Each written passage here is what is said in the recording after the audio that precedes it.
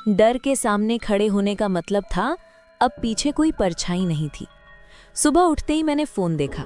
Website पर एक ही line चमक रही थी, आज शान मिलकर बोलेंगे। किसने लिखा मुझे नहीं पता, लेकिन मुझे समझ आ गया अब कहानी अकेली नहीं रही। हवा सरसराती है। मेरी कॉपी अपने आप खुली। उस पर लिखा, जब एक डरता है तो वो छुपता है, जब कई डरते हैं तो वो खड़े होते हैं। शाम होते होते छोटे छोटे वीडियो आने लगे। कोई अपना चेहरा ढककर बोल रहा था, कोई सिर्फ आवाज़ भेज रहा था। हमारे हॉस्टल में भी रजिस्टर बदला गया था। हमसे कहा गया था ये सब भूल जाओ। हमें डराया गया था। मेरी आंखें भर आईं।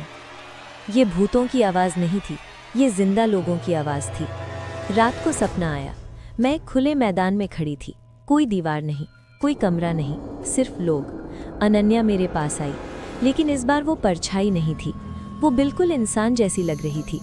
अब हम अंधेरे में नहीं हैं, उसने कहा। अब डर को सब देख सकते हैं। मैंने पूछा, और वो?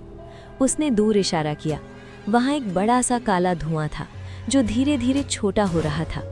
डर तब तक बड़ा रहता है जब तक वो अकेला होता है। मैं जाग गई। दूर घंटी। फोन पर नोटिफिकेशन आया, कल कुछ जगहों पर जांच टीम जाएगी। मेरा दिल तेज धड़कने लगा, लेकिन उसी पल एक और मैसेज आया, सावधान रहो, सब बदलने से पहले टूटता है। मुझे पता था ये आखिरी चेतावनी है। मेरी कॉपी में आखिरी लाइन उभरी, जब डर बोलने से रोकता है तो सच एक साथ बोलता है। मैं खिड़की से बाहर देखने लगी। अलग अलग इमारतों में लाइटें जल रही थी, जैसे हर कमरे में कोई जाग रहा हो।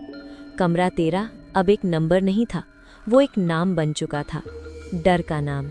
और पहली बार मुझे लगा डर पीछे हट रहा है। लेकिन कहानी अभी ख़त्म नहीं हुई थी, क्योंकि जब डर पीछे हटता है तो वो आखिरी चाल चलता है। और अगला हिस्सा अब सबसे खामोश होगा। खामोशी सबसे भारी होती है। उस रात कोई मैसेज नहीं आया, कोई वीडियो नहीं, कोई चेतावनी नहीं। वेबसाइट खाली थी, फ़ोन शांत था, कमरा बहुत ज़्यादा शांत था। हवा सरसराती है।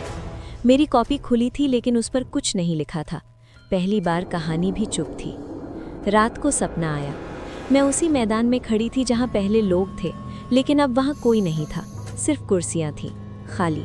बीच में एक कुर्सी पर लिखा था, गवाह। मैं उसके पास गई।